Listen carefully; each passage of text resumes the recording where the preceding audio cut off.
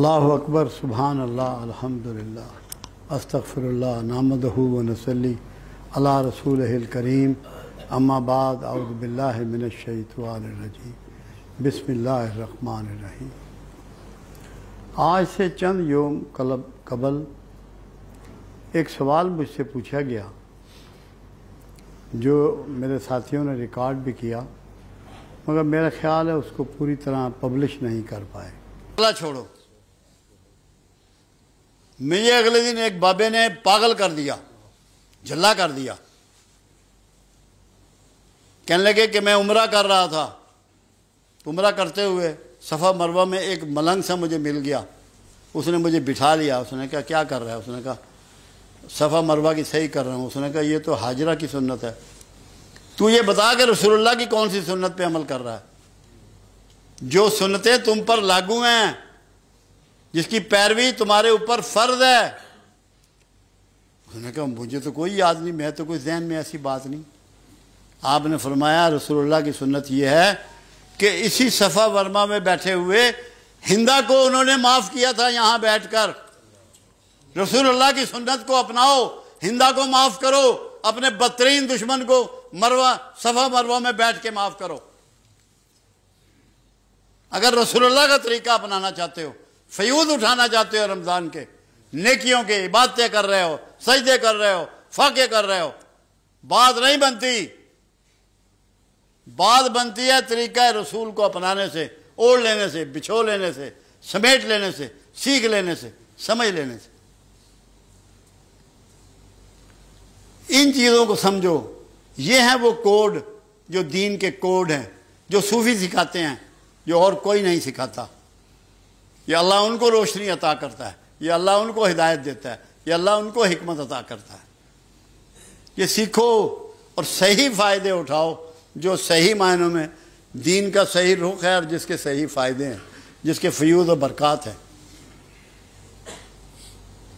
ایک بہت ضروری بات ہے، ہم سب، میرے سمیت، میں پاکستان کے لیے بہت پریشان ہوں، میں پاکستان کے لیے بہت پریشان ہوں۔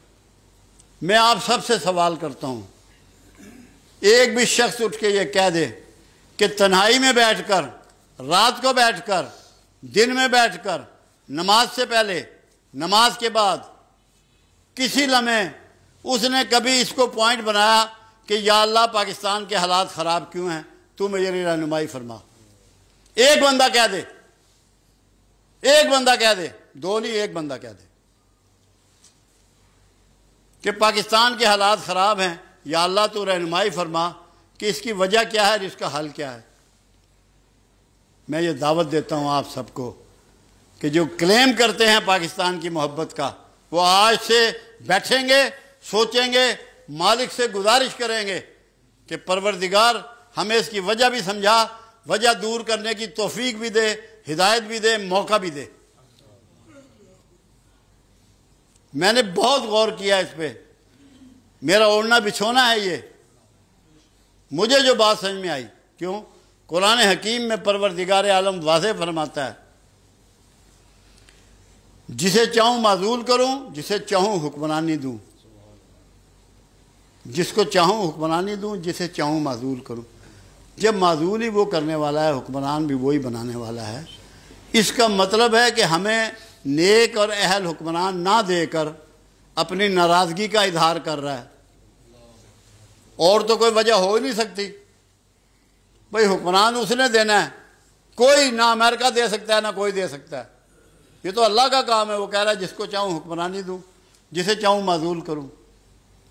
تو اس کا مطلب یہ ہے، سریہ مطلب یہ ہے کہ وہ ناراض ہے۔ اس کی وجہ ایک اور بھی نظر آتی ہے، پورے معاشرے میں ڈپریشن ہے، پورے معاشرے میں فرسٹریشن ہے، پورے معاشرے میں نیند کی خرابی ہے، پورے معاشرے میں خاندانوں میں جھگڑے ہیں، بھائیوں کے مقدمے چل رہے ہیں، بہنوں کے مقدمے چل رہے ہیں، عدالتیں بھری پڑی ہیں۔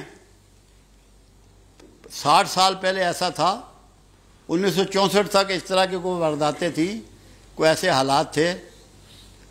کیوں؟ ہم منافق ہو گئے ہیں اور منافقت کو نہ سمجھ رہے ہیں، نہ دور کرنے کی ضرورت محسوس کرتے ہیں۔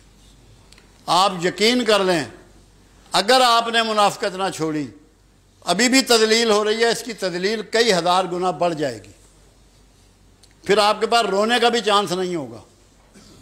منافقت کی 3 ہی اصول ہیں جو میرے آقا نے پروردگار عالم کے سچے رسول نے ہمیں بتائے۔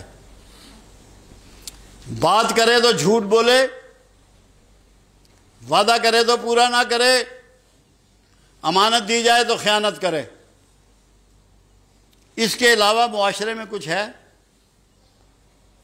میں آپ کو اللہ کا، اس کے رسول کا واسطہ دیتا ہوں کہ اللہ رسول کی خاطر منافقت ترک کر دیں، اپنی زندگیوں کو آسان بنا لیں، زندگیوں کو سادہ بنا لیں، ریورس لگائیں، خرچے آدھے کریں۔ کوئی غریبی نہیں ہے، اسلام میں مال نہیں ہے۔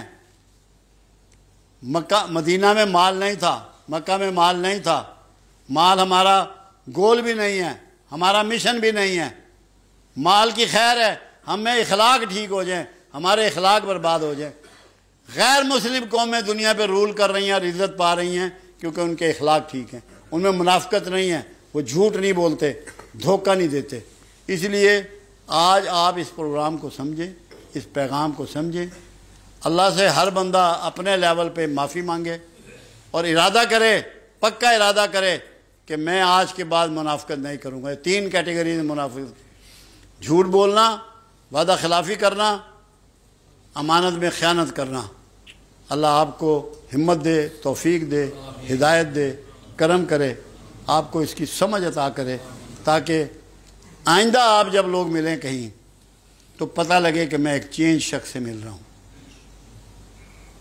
ہمارے ڈیرے پہ جھوٹ نہیں بولا جاتا، ہمارے ڈیرے پہ غیبت نہیں ہوتی۔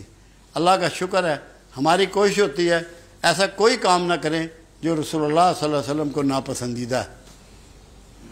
میں حاجی نواز صاحب سے گزارش کروں گا تشریف لائیں اور دعا کروائیں، کیونکہ 6:20 پہ انشاءاللہ ہم نے آہستہ آہستہ اٹھنا ہے، کیونکہ 8-10 منٹ وہاں پہ پہنچنے میں لگیں گے۔ اللہ آپ کا اور میرا حامی و ناصر ہو۔